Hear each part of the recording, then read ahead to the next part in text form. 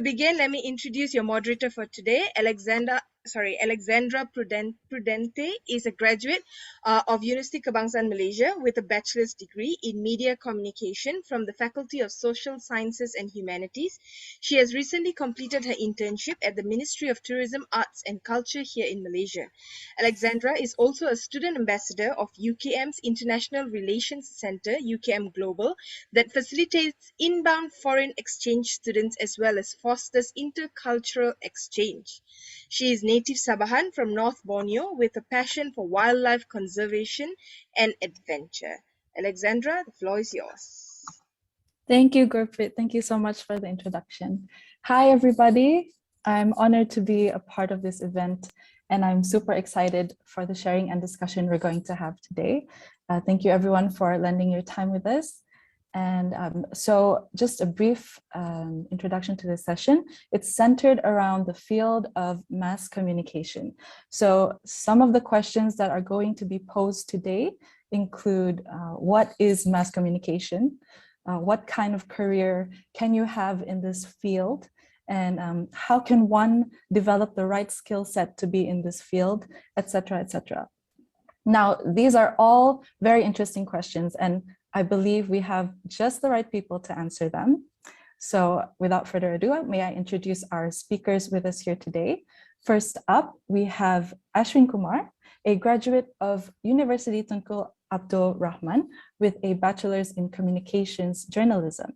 So he also happens to be a former journalist at the Sun Media Corps and is now working as a content writer and media executive at IFCA. So for everyone's information, IFCA is a company that develops business systems for property, construction and engineering, hospitality, and HR industries through technology. So welcome, Ashwin. How are you feeling today? Hi, I'm good. You good? I'm good. I'm good. Excited to have you here today. Okay, moving on to our next speaker. She is a writer for TechWire Asia and Tech HQ.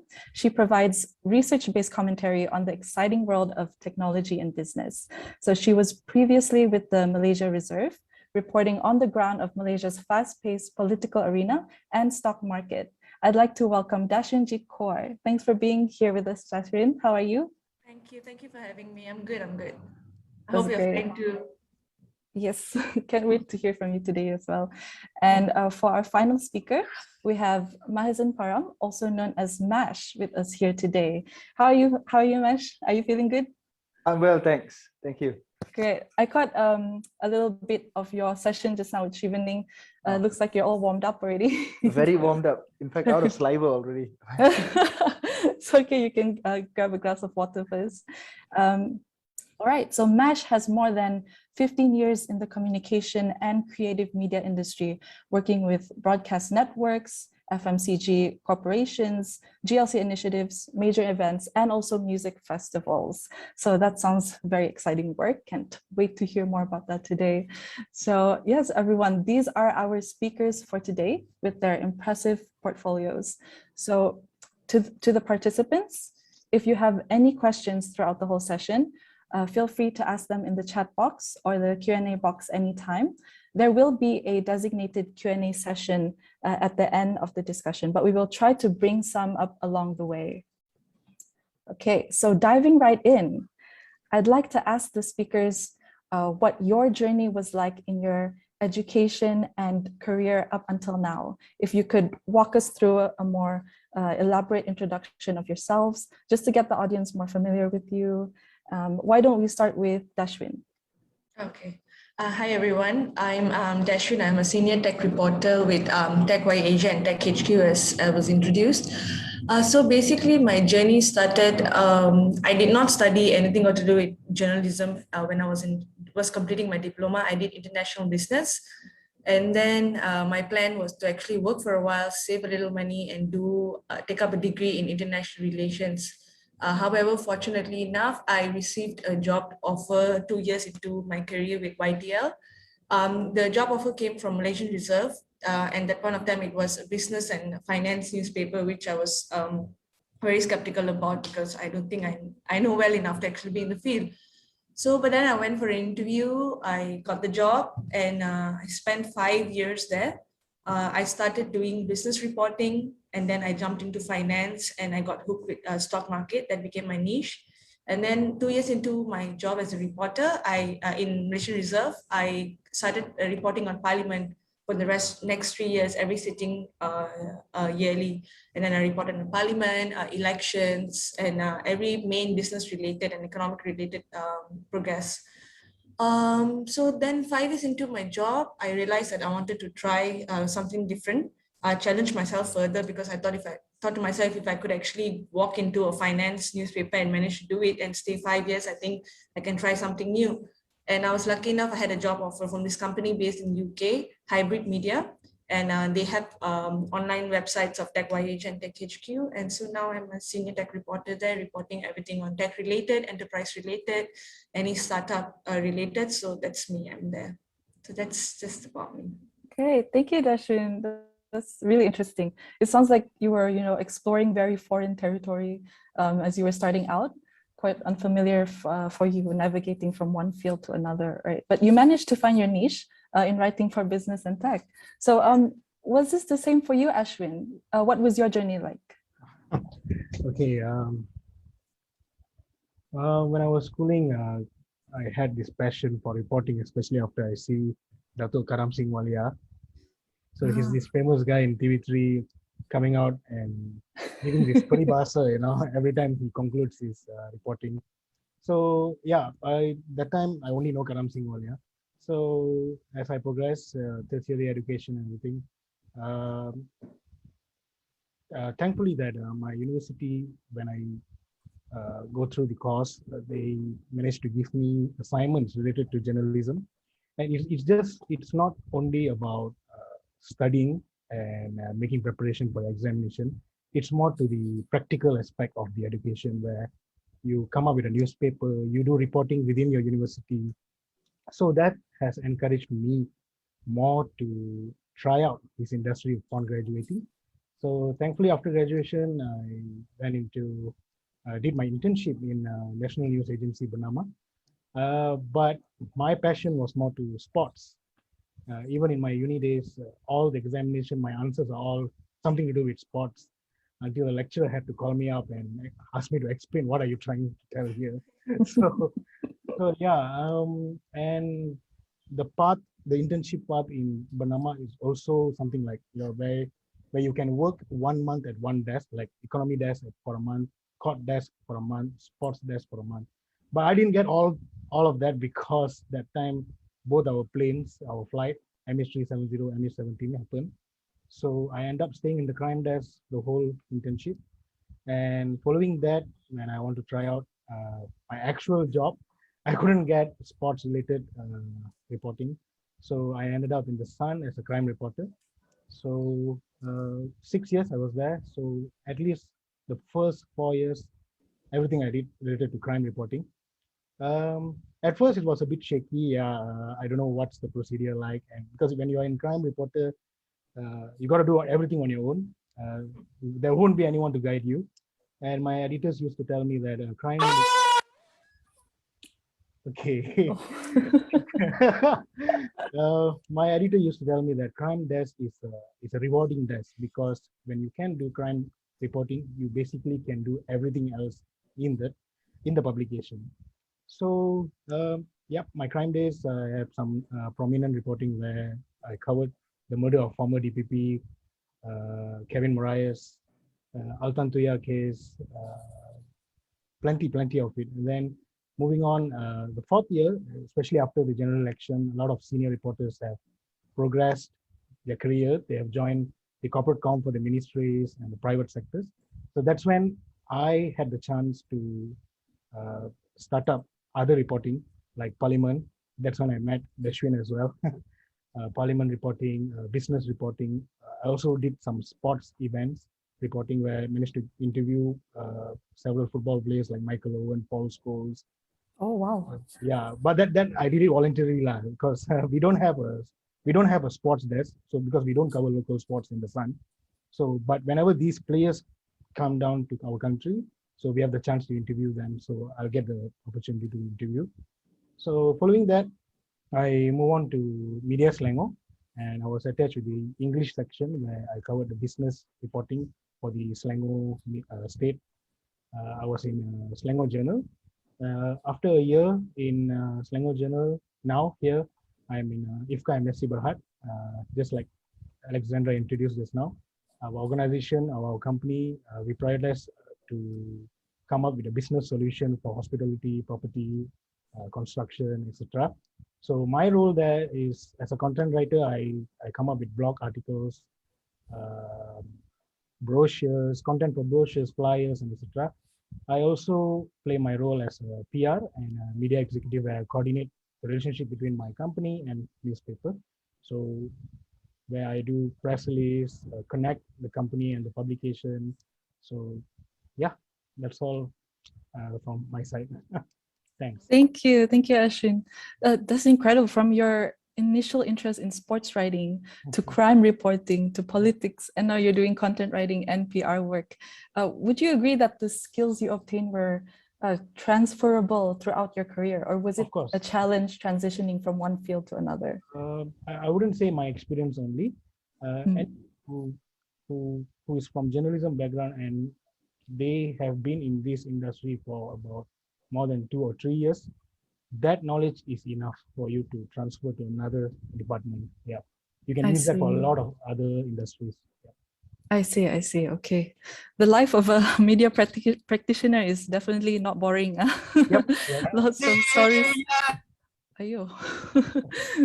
Okay. Yeah, lots of stories to tell. All right. And another journey that I'm excited to hear about is, of course, yours, Mesh. Would you care to share with us how you came to be where you are now? Yes. Can you all hear me loud and clear? Yes, crystal. Okay. So leaving school, again, I was telling you guys this the other day. So how my journey started is, since a kid, I wanted to be a pilot. Never happened. And leaving school, being from a Tamil family, is either a doctor, engineer, lawyer. So I ended up doing engineering as my bachelor's degree. But leaving school, or even in school, I was very much involved with broadcasting, emceeing, public speaking, and all of that. And my first experience out of school was in 2005 when I was working together with Fly FM, Hits.fm, together with Fly Guy, Natalie, Prem as well. He's now an announcer at Mix, Jules back in the day. So we used to do a lot of nationwide branding and a lot of road shows back in the days.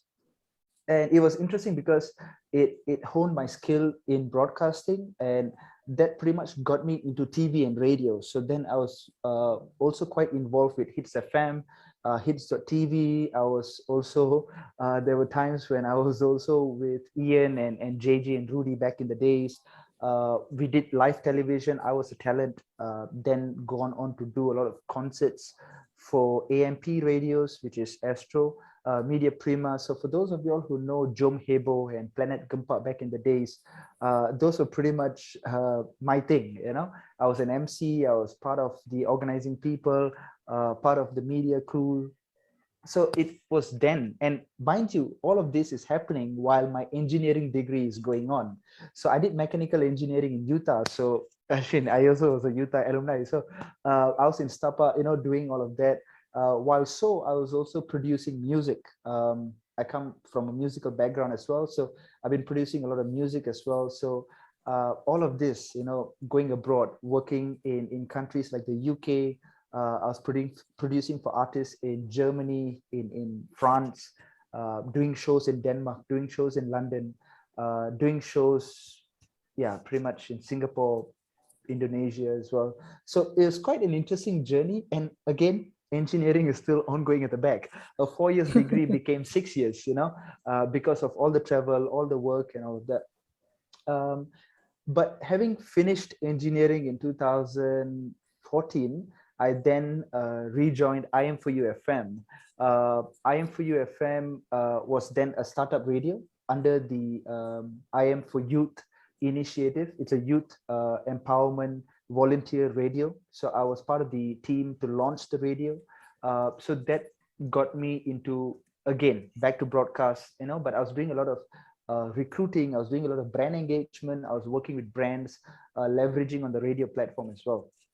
Then after that, well, there's a lot of things that I do. So I also helped, well, my partner as well. So we started a record label. So we have a studio in Bangsa that is one side a DJ school and the other side is a production studio where we produce artists, we make music, we record talents. We record talents for the English, Malay, Chinese, and Tamil industries. I was also involved with the Ola Bola production. So not the main song by ZRV, but the other one, We Will Believe Again. I was on the track as well, together with Onsan, who's a composer for that. Yeah, so all of that. And then after that, I joined Brickfields Asia College. It's a subsidiary company called Factory Entertainment. Now with Factory Entertainment is when I got heavily involved with concerts. Now, mind you, before this, I was involved with local concerts, but with Factory Entertainment, I was involved with a lot more international artists. I did, Selena Gomez was part of the projects, Bruno Mars was part of the promoting team, Ed Sheeran was part of the promoting team. We were involved with Kevin Hart, part of the promoting team as well. And then we also started our own music festival called Neon Music Festival. It was supposed to be one of the top 5 music festivals in Asia in 2020, but then the pandemic happened, but that is all right. So we got in, we dealt with brands or people like Armin van Buuren, Timmy Trumpet, we got Salvatore, Vini Vici, all your EDM artists, we've got, yeah, so did a lot of that. And again, dealing with local artists, international artists, all of that. And then I got my Chevening scholarship and went to the UK and then did a lot of experiential branding, learning about it, being a practitioner in the UK, traveled around the Europe as well, worked with a lot of concerts, music festivals in the Europe. Again, very focused with media, marketing, advertising, but also very much involved with the physical engagement of the brand or physical experience of the music festival or concert itself. Coming back, then I rejoined, well, coming back from the UK was pretty much last year. I got back January last year, 2020. Then Brickfields Asia College offered me a job again, and there I was doing stakeholder management, engagement, a lot of communications. And then now I am with a startup agency, a creative digital agency. I'm the lead, well, creative content and client lead. So I pretty much handle the Malaysian clients. I strategize content. I create content. I plan content. I hire, well, then again, we work with different creative production houses to produce content, disseminate that. Very interesting journey, very interesting journey. Very enthusiastic and excited about what my future holds as well. So again, Yeah. a lot of it is unsure with the pandemic, but so far it's been good. Okay, awesome. Thanks for sharing, Mesh. I'm just really curious. Did you actually get a chance to meet like Ed Sheeran or Bruno Mars? Okay, so good question. Bruno Mars, Ed Sheeran, no, because we're part of the promoting team. Selena Okay. Gomez, yes. Oh, wow. What are my comments about her? I think she's all right. She's a funny person. I like her better off stage than on stage. Okay, Yeah. I see. Yeah. All right. Okay. So, changing from engineering to mass comm is like 180-degree turn, especially with the type of work you're doing now. Did you ever, think twice about this decision that you took in your life, in your career? You know what? Reflecting it, I always thought that I had a flair for communication, but then again, I also had a flair for physics and maths. So I don't quite know. Did I see myself as an engineer? Yes, I did. I always dreamt of working with the F1 team, Red Bull, Sauber, Petronas, all of that. But Malaysia wasn't so advanced in the R&D department of mechanical engineering because my forte was internal combustion engines. So I work with engines.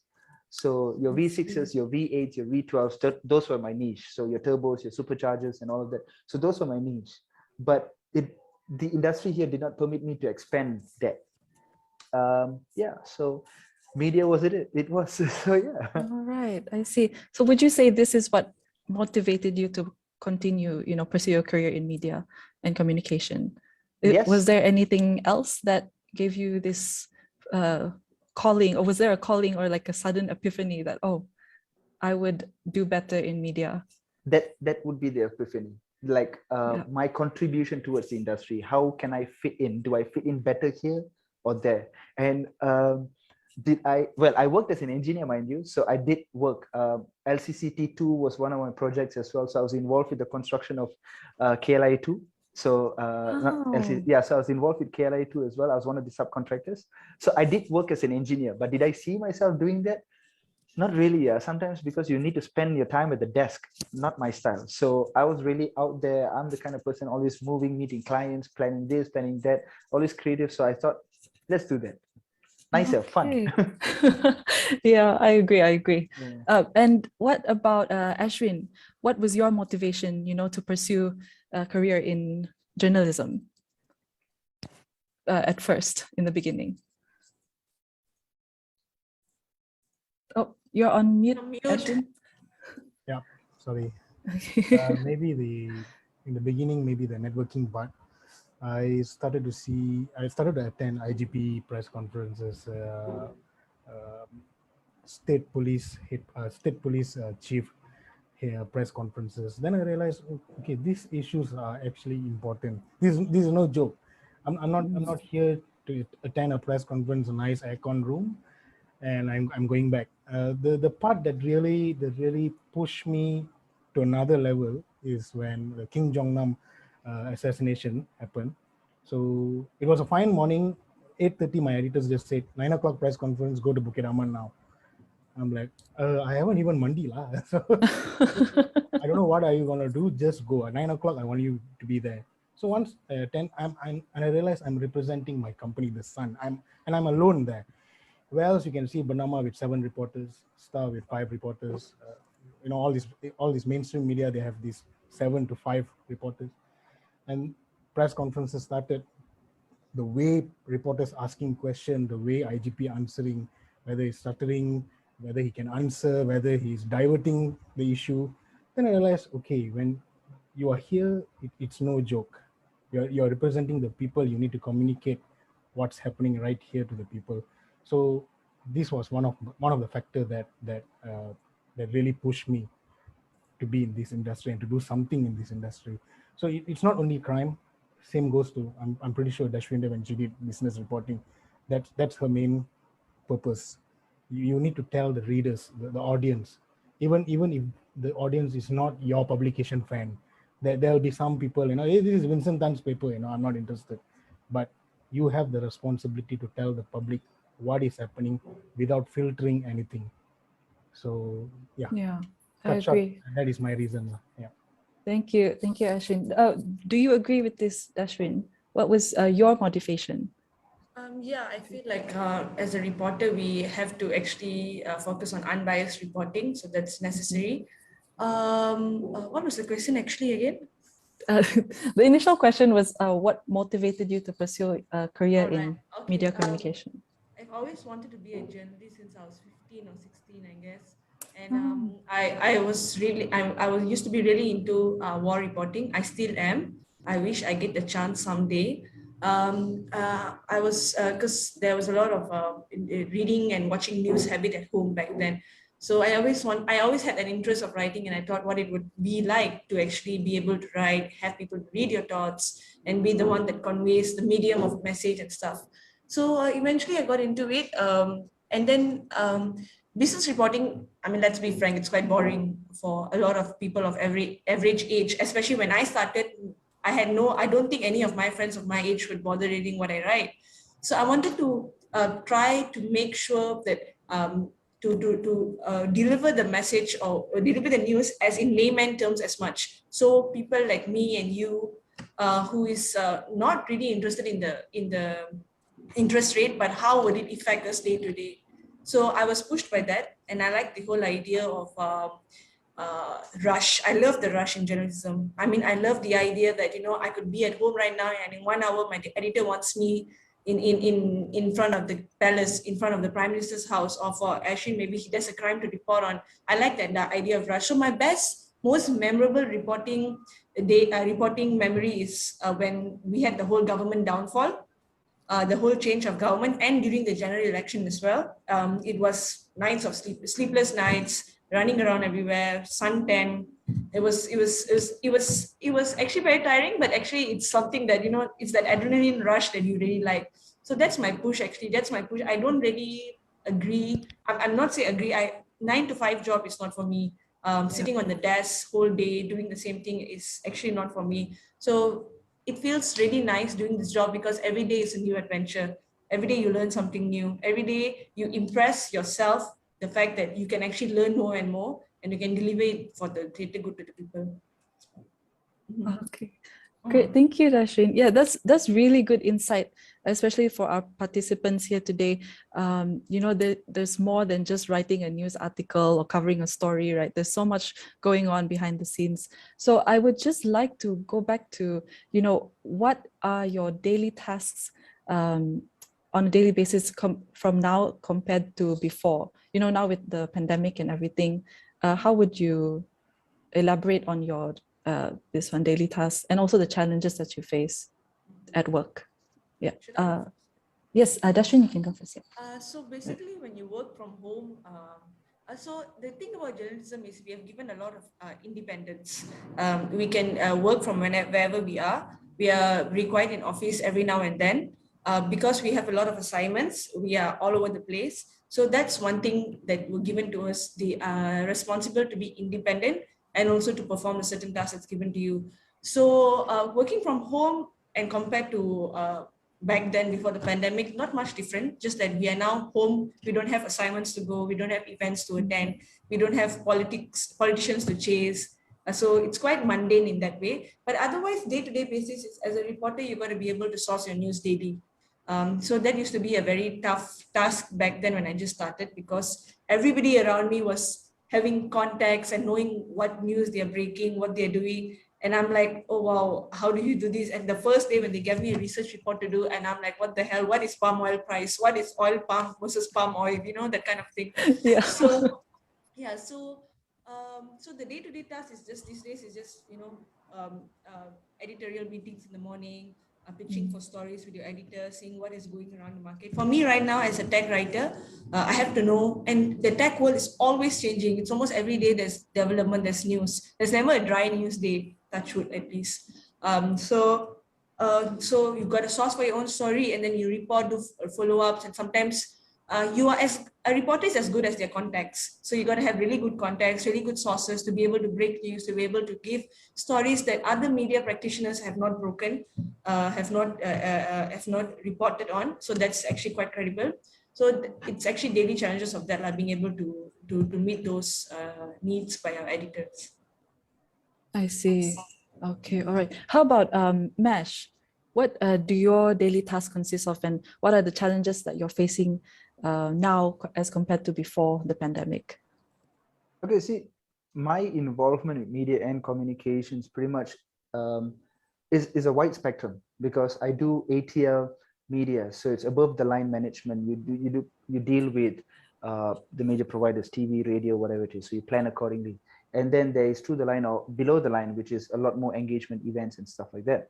And then now with digital platforms, yada yada. So how it was then for me was a little bit more wide, a little bit more comprehensive, because of the nature of the pandemic has come and hit us. So events and below the line is pretty much out of the way. So now it's very above the line focus, dealing with a lot of virtual platforms. And my daily routine, or the daily tasks, the daily do's and the do's, yeah, pretty much is content, creative content, utilizing creative platforms into content engagement. And again, it's a lot of content marketing that's going on right now. You see a lot of people, or media people, marketing people, advertising people talk about content marketing and all that. So it is about that, creating that content and finding the right content for the right client. So I deal with clients, and then I've got media audience that I need to engage with. So again, the demographics and psychographics that you have to cater to, and how you create the content. So it's either you work top down or bottom up, depending on the way you work. Again, I don't want to go into the exact details of how the media is being created, but in a gist is trying and engaging a brand with the audience. Again, back to my motto, connecting man and brand. All right, nice. Yes, I've been told that your motto is connecting man and brand, and that sounds like, you know, a great representation of your work.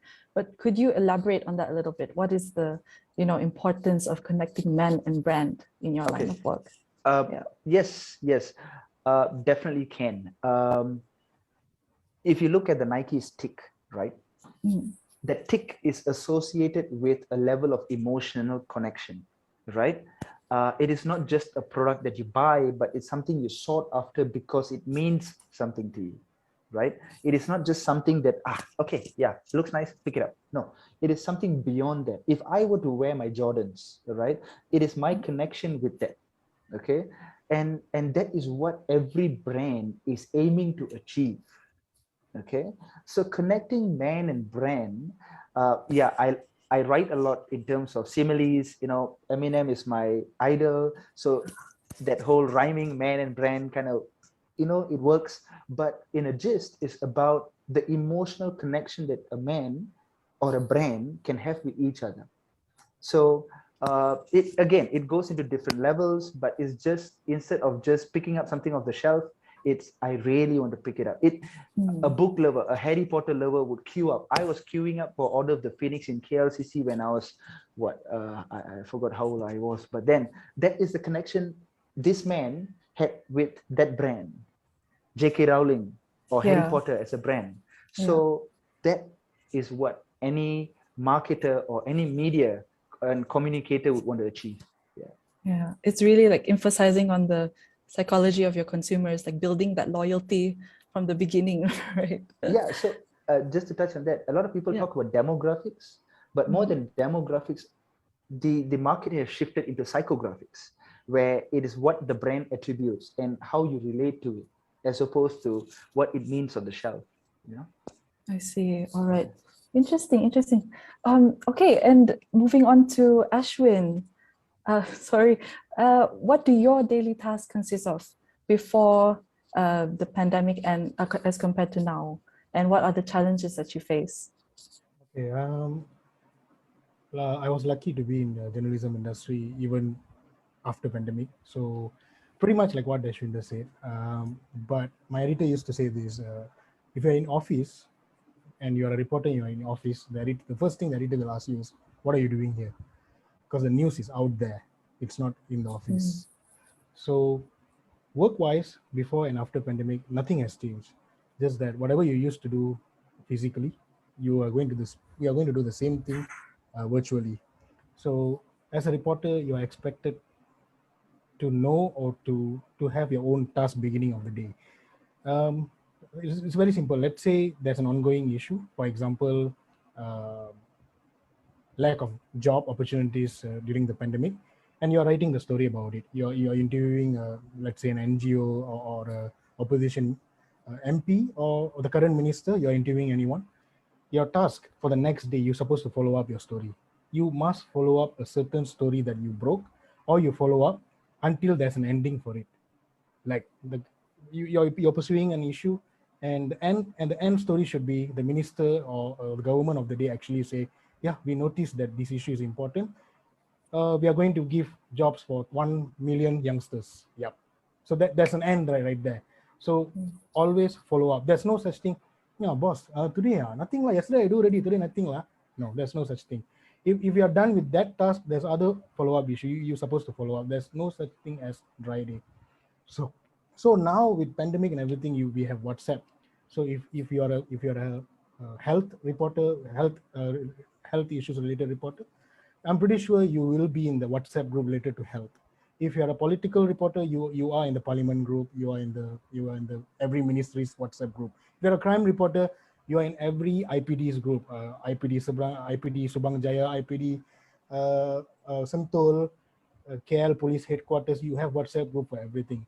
So every day you will be notified whether there's a press conference. Even there's no press conference, your duty is to ask questions in the group, or even call up the right person.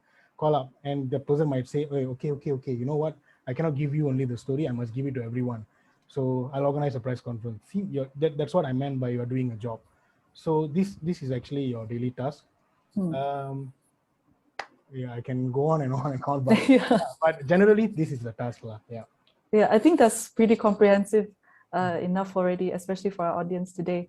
But going back, previously you said that journalism was not so much about, studying as compared to practical work. Would you say that your degree that you took in Utah, could you implement what you learned into your career today? Okay.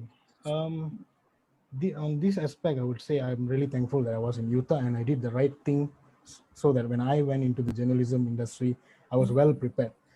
I've also had occasion where once I'm a senior reporter, I had to guide a few interns. I don't want to mention where are they from, which university are they from, but I do notice that they don't know anything about journalism. They for instance, I'm telling them, just process this press release, come up with a news. They don't know what to do with that, but their academic qualification is so impressive, where their pointers are good, they are scoring A for this subject.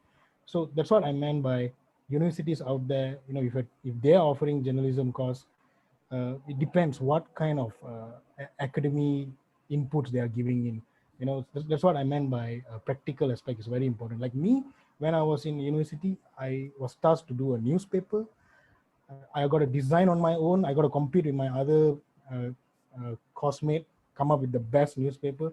If let's say there's a football competition in my university, I got to go and cover.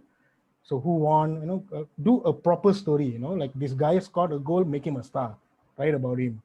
So all these might sound like fun stuff, but this actually helps you for the future. Yeah, that's true. And I'm curious, you took a degree in mass comm, but what kind of skills did you manage to hone that you did not learn in university as you progress with your career? Maybe maybe the communication part lah. Why I say communication? Yes, we did some communication subject. Yeah, very helpful. You know how to communicate with people. The presentation that you learn in university will help. But once you're out there in reality, there's a way to approach a minister. There's a way to talk to Tun Mahathir. There's a way to talk to a DAP politician. There's a way to talk to MIC guy. So if that stuff you won't learn in uni. So once you're out there in the field, you mix with your seniors, you mix with other colleagues from other newspapers. Somehow you will find your age kind of guys. Sometimes you can even be friends with 10 years older than you. They will guide you. They know what to do, what are the right thing to do during the press conference. So you observe how your senior reporters are asking questions. All this you won't be able to learn in uni. Yeah.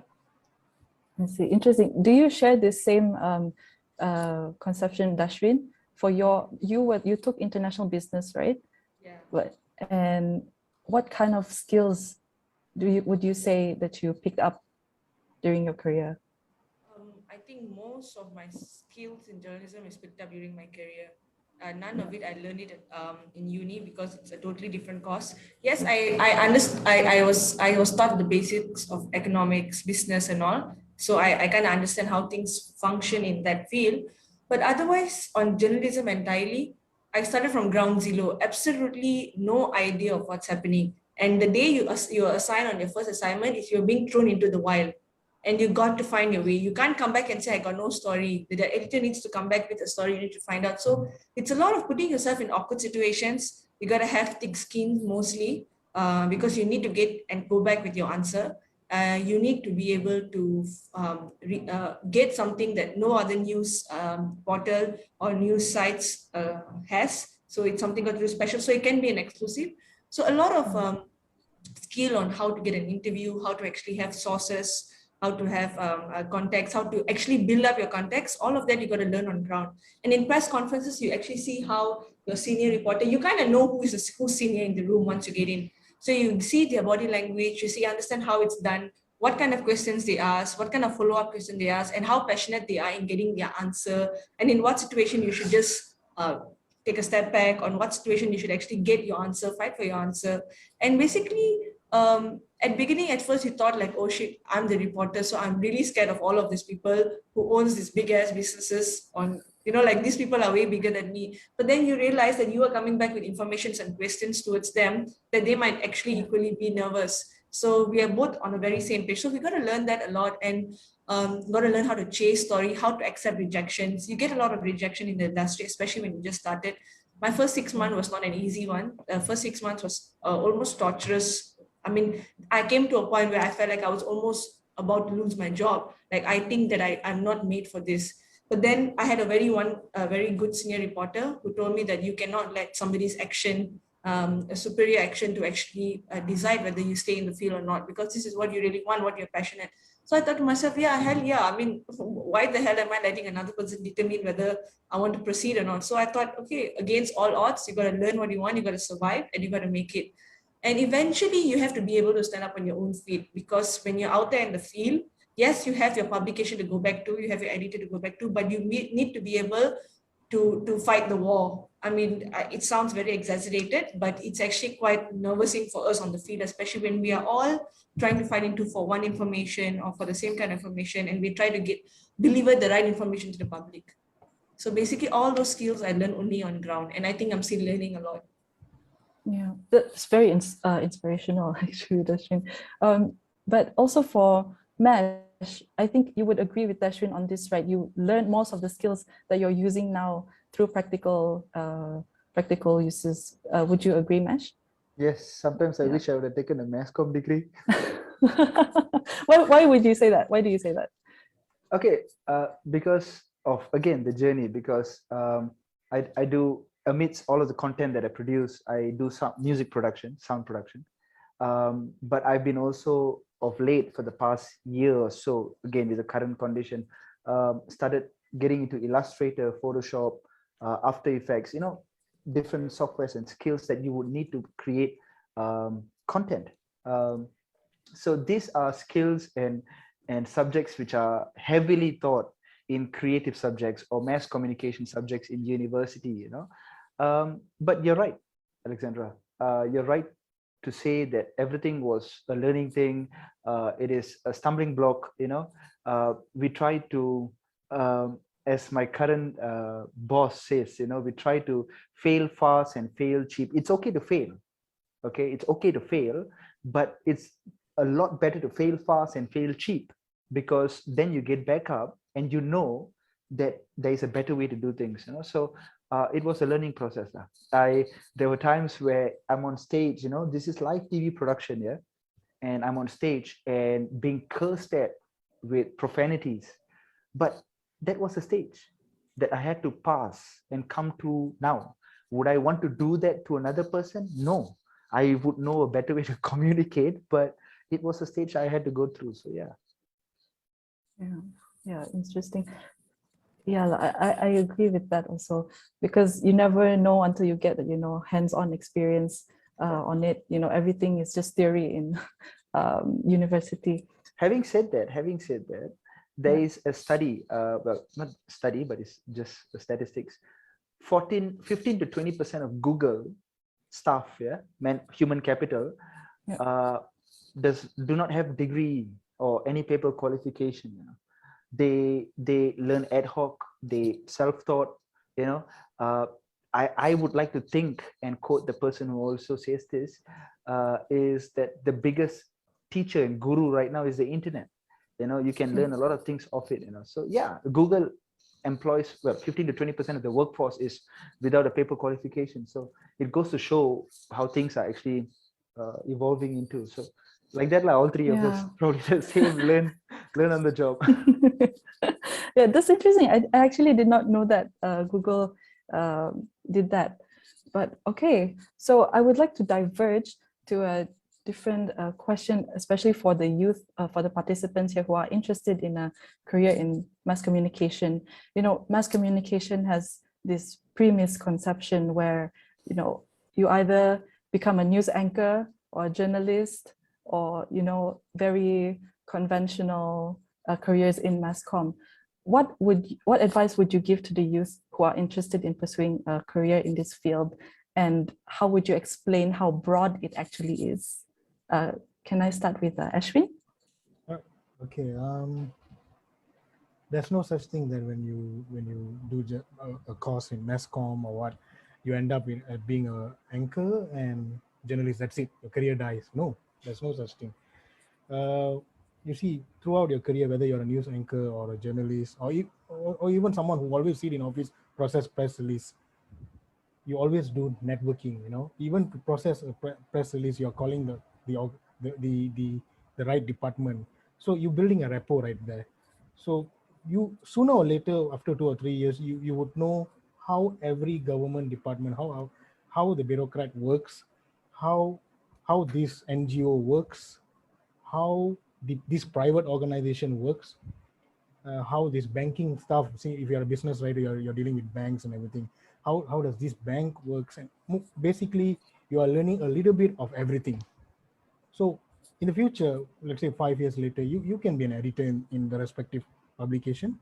You can try out to be a corporate communication role in any private organization. Yeah. You can also try, maybe in the next election, after next election, who knows, Said Sadiq becomes one of the prominent ministers. You can apply a job to work under him. You want to be his press secretary. You like our Sarawak DYMM's wife, who is the AIDS Foundation Council's one of the supporter. You can apply for a job to be a press release writer or what, and all these jobs are well paid. Okay, there's a big misconception out there. People thinking, you study for writing, your salary is going to be below 2K, no future in this field. No, there's no such thing. The networking itself is going to give you a good future in the future. So yeah, that's all from my side. Okay, thank you, Ashwin. How about you, Dashveen? Do you agree, because mass comm is such a broad field, what advice would you give to the youth who are, looking to pursue a career in this field? Your mic, Dashveen. You all hear me? Yeah. Yes. Okay. So I wouldn't know much about mass comm because I actually didn't take up the course. But I know that it's not necessarily mass communication in order for you to become a journalist. A lot of people nowadays study political science, international relations, and all of that related stuff.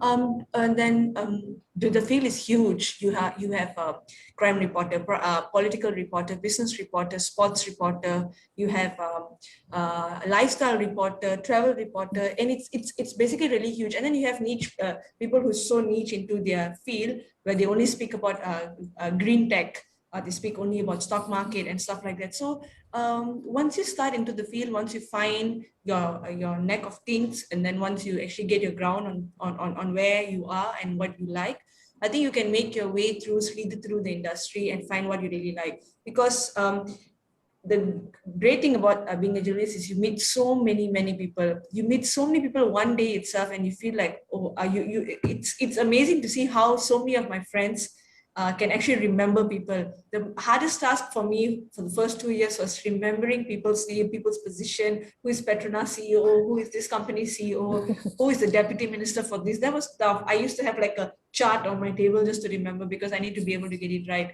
But then you make your way through, you're going to meet a lot of people, and you're going to find a lot of pockets of opportunities in places. And you can make it through as long as you have the passion, I guess.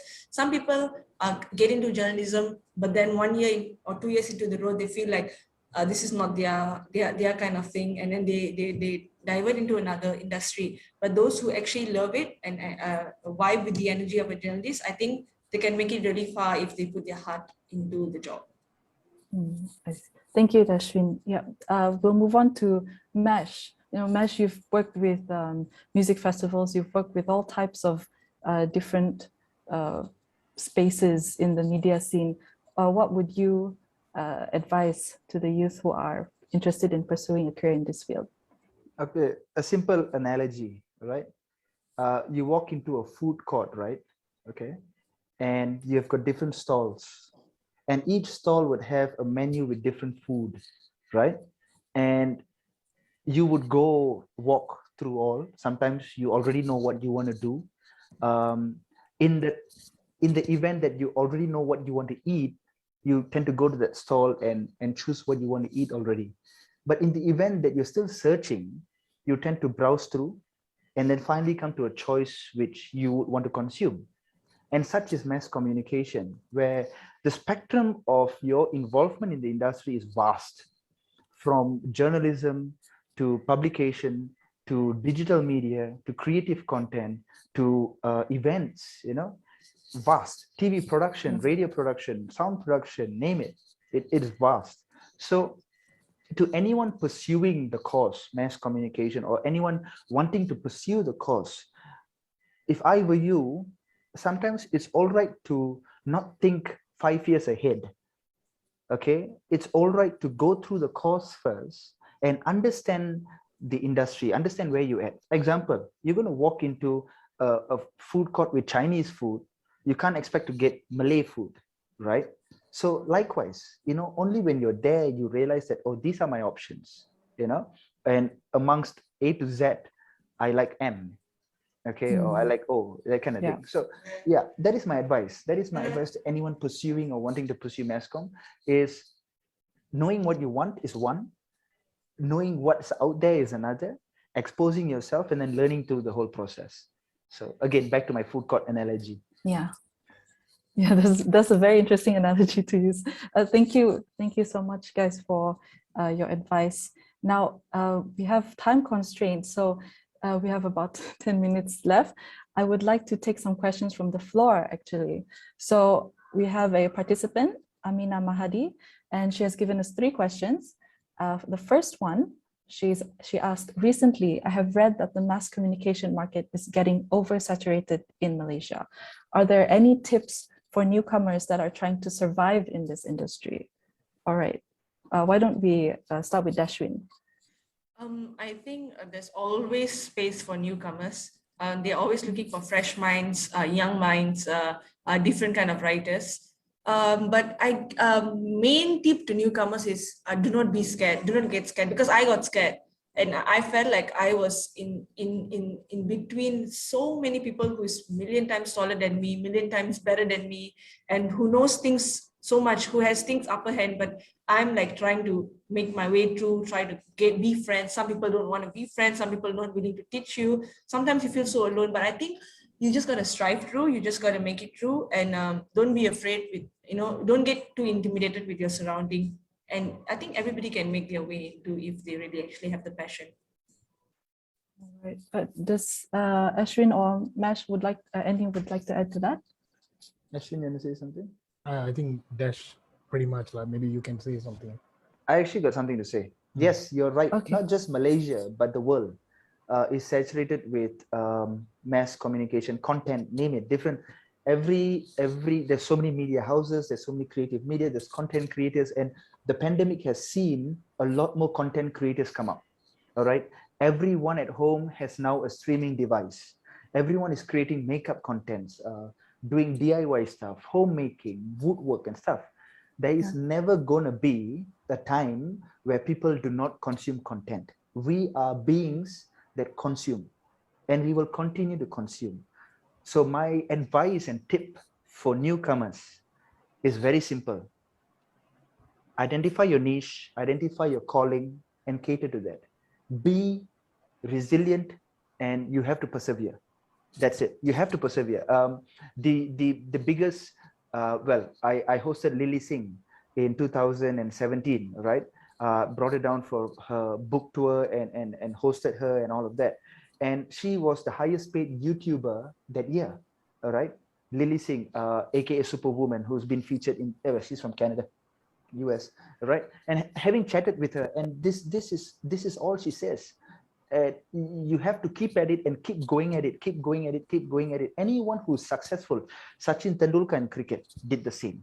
You take all of the successful people in the world, they persevered. And through their perseverance, they learned. And it is through your involvement in the industry that you will realize, oh, okay, I'm doing this wrong. I'll try that. I'll try that. I'll try that. And if you've always have the aptitude and attitude to learn, you thrive. So keep at it. Don't be demotivated with the oversaturated market anywhere. If you're good, you're good. You will thrive.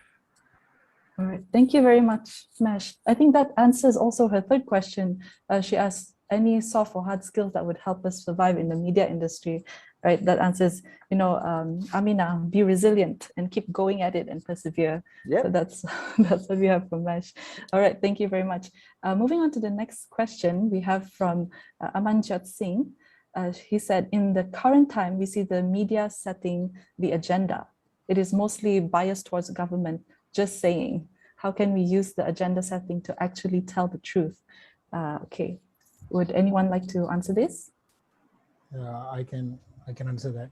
All right. Okay, there always this conception is always out there, but you see, what I learned from the Sun is you can write actually what's happening out there, even if you want to highlight it to the public, but make sure you get the opinion of the other party. For example, the government of the day say something and the opposition is saying another issue. Make sure when you highlight, if let's say the opposition is saying something which is very, very useful and actually what the person is saying is right, don't give up. Call up the government of the day who, for example, Khairi Jamaluddin is a performing minister right now. Call him up, get his comment. Make sure your story has both comments, balance it out and publish. In that sense, I wouldn't name this news portal. There are a few news portals out there where they like to highlight only certain point of view. See, when there's an accusation right there, get the other point, but get the response from the other party. I remember when I was doing my role as a journalist in the Sun, I have to wait until 10 p.m. in my office just to get one sentence from the other party, even if it's failed to comment. If the person is going to say, I'm sorry, Ashwin, no comment. I can't comment without Prime Minister's approval. Yes, you must write that in your story. He refused to comment when contacted. Then your audience will get the right message. So there's no such thing as, oh, government of the day, they control. And then these reporters also, they're just following what is the agenda of the media. No, there's no such thing as that. Yeah. Reporters, yeah. No, I shouldn't just finish first. It's a responsibility of the reporter to actually highlight the issue, but there's a right way to write the issue. So yeah, that's. Yeah, so I think balance and fairness, I mean, those are classic buzzwords in journalism. But as a responsible writer and journalist, I think it's very important for a reporter to actually highlight, correct as Ash said, both sides of parties. I mean, there are a lot of news portals, let's not name, but then there are a lot of them find the easy way out. Easy way out as in they get the story. Sometimes they don't even validate, or sometimes they don't even allow the benefit of doubt, means give the person, the both parties chance to actually comment, actually make their point. I mean, the more you have, the more stronger your story is. But a lot of people actually are finding the easy way out, and therefore creates a very false impression about what the media is highlighting. And I think it's also absolutely important as a person. Every individual has their own moral compass. So everybody should be able to know what kind of people they want to work with, what kind of news organization they want to represent.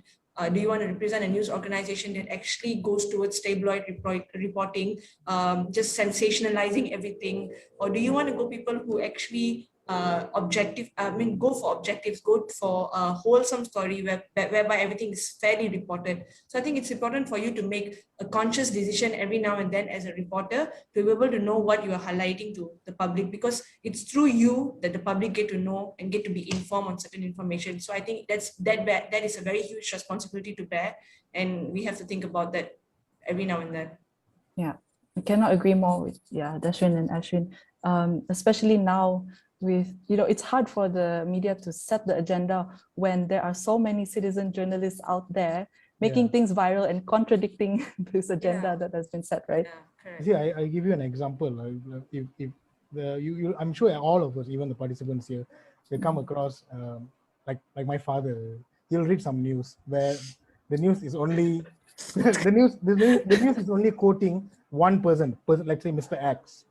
So my father will argue to me, hey, but Mr. X said this. Okay, what does Mr. Y say that? What did Mr. Y respond? I'm sure Mr. X is right. Yeah.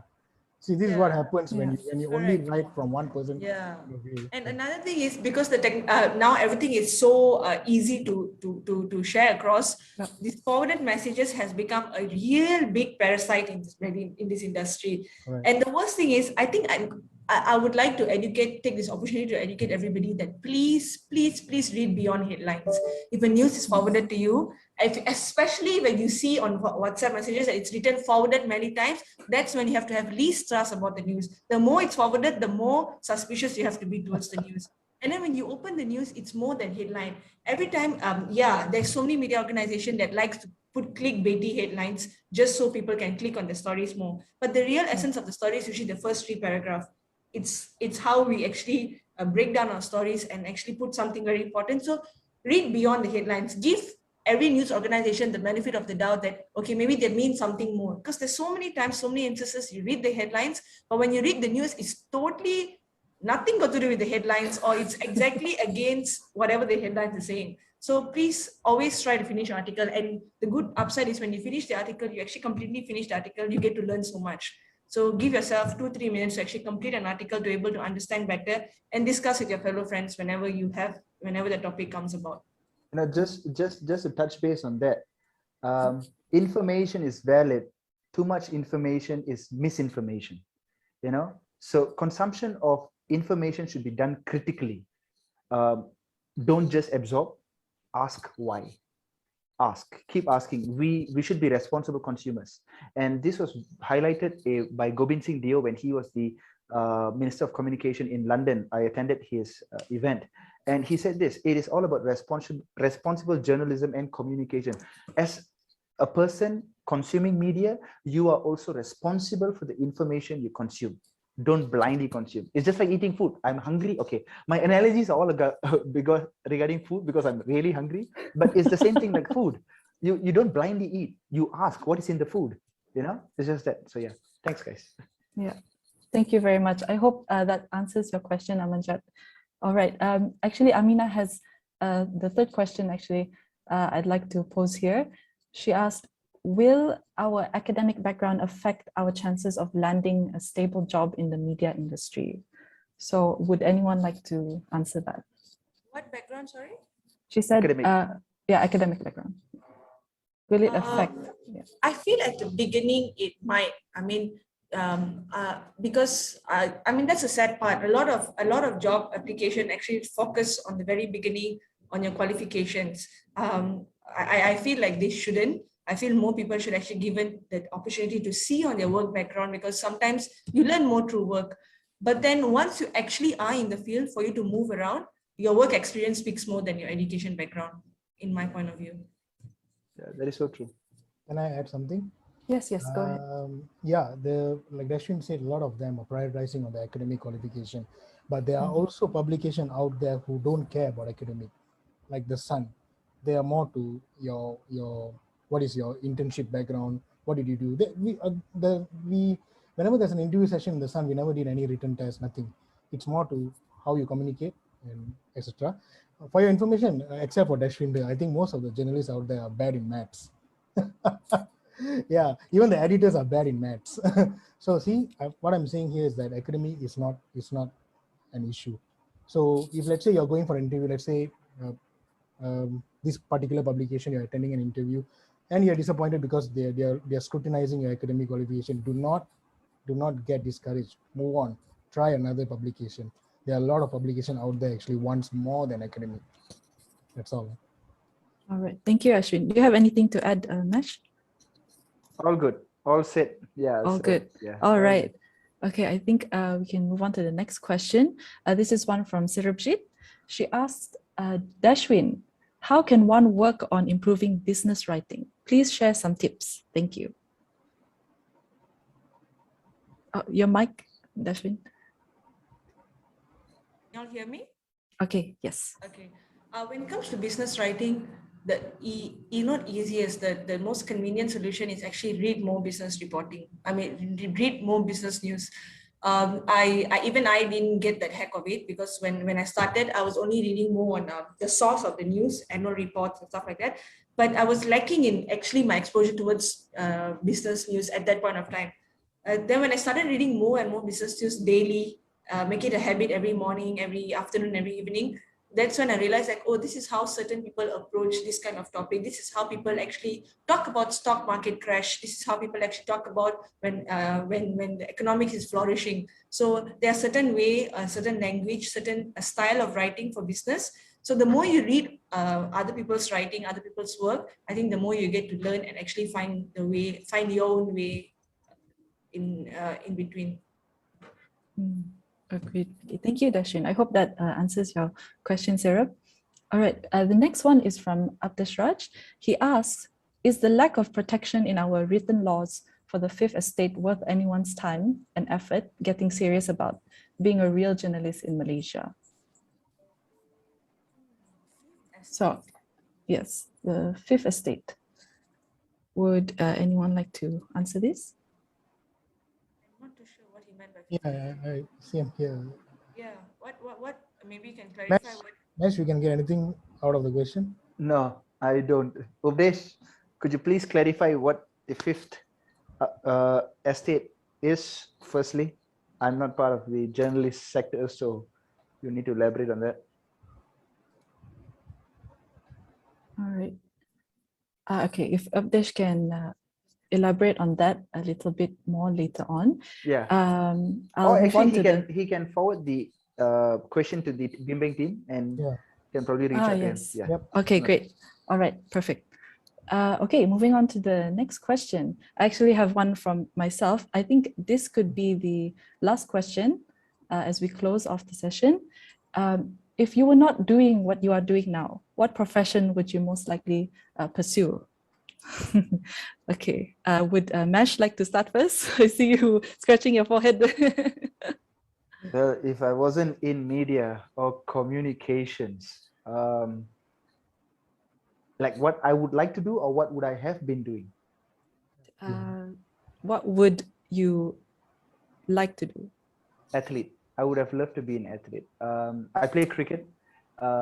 Me, my brother, my family, we come from a cricketing background. So if there's anything that I would have loved to do is just play cricket and earn a living out of it. But the climate in Malaysia isn't too conducive for cricket. So we had to settle with other means of income. Yes. I see. Interesting cricket. All right. How about Dashveen? Either be a lawyer or an interior designer, I guess. Oh, wow. I really thought about it now. I'm really happy where am I, but let's say if I think it's either lawyer. I really wanted to be a biologist when I was younger, but I don't intend, I'm not interested in studying that much. I'm not a fan of studying. So I think whatever easier, lawyer is so not as easy, so interior designer. Okay. Let the creative juice flow. Agreed. All right, how about Ashwin? I wanted to become a cop. Oh. My father. I remember this. My father is a cop, so I grew up, seeing him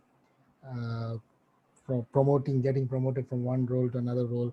And in my schooling days, also, I was in cadet police and very active with the curriculum activities. In fact, just that after graduation and when I was doing my internship, I decided to stay in this industry. If not, I would have pursued as a cop. Yeah.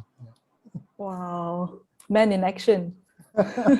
Maybe because I watch too much crime flicks in the Hollywood, the Dirty Harry. Yeah. Okay. Okay. FBI, Yeah. All right, awesome. Okay, thank you so much, guys. I'd like to formally thank our speakers, for sharing your experiences with us. I hope everyone has learned a thing or two about the diverse field of mass communication.